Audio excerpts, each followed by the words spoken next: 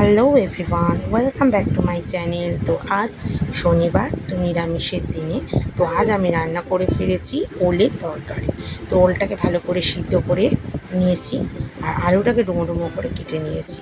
তো আলুটাকে আগে প্রথমে সর্ষের তেলের মধ্যে গরম করে জিরে ফোড়ন দিয়ে আলুটাকে ভালো করে নুন আর হলুদ দিয়ে ভেজে নিয়েছি। আলুটা হালকা ভাজা হয়ে গেলে তার মধ্যে আগে থেকে কেটে ডুমো ডুমো করে কেটে সিদ্ধ করে রাখা ওলটা দিয়ে দিয়েছি। ওলটা দিয়ে ভালো করে ওল আর আলুটা ভেজে নিয়েছি।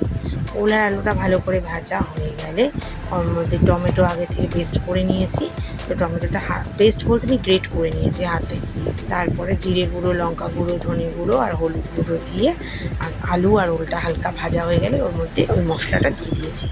দিয়ে ভালো করে নাড়িয়ে চাড়িয়ে মশলাটা আর বাটি ধোয়া জলও দিয়ে দিয়েছি। দিয়ে ভালো করে একটুখানি নাড়িয়ে চাড়িয়ে ঢাকনা চাপা দিয়ে গ্যাসটা সিম করে আমি রেখে দিয়েছি। তারপরে ঢাকনা খুলে হালকা মশলা থেকে জল বেরিয়েছে, ওই অবস্থাতেই আমি আবার ভালো করে গ্যাসটা বাড়িয়ে ভালো করে কষিয়ে নিয়েছি।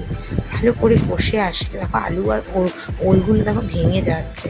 তো কষে আসলে ভালো করে তারপরে আমি জল দিয়ে আবারও কিছুক্ষণের জন্য ঢাকনা চাপা দিয়ে ফুটতে দিয়ে ঢাকনা তুলে ঝোলটা হয়ে আসলে দেখো কেমন গামাকা গামাকা ঝোলটা হয়েছে।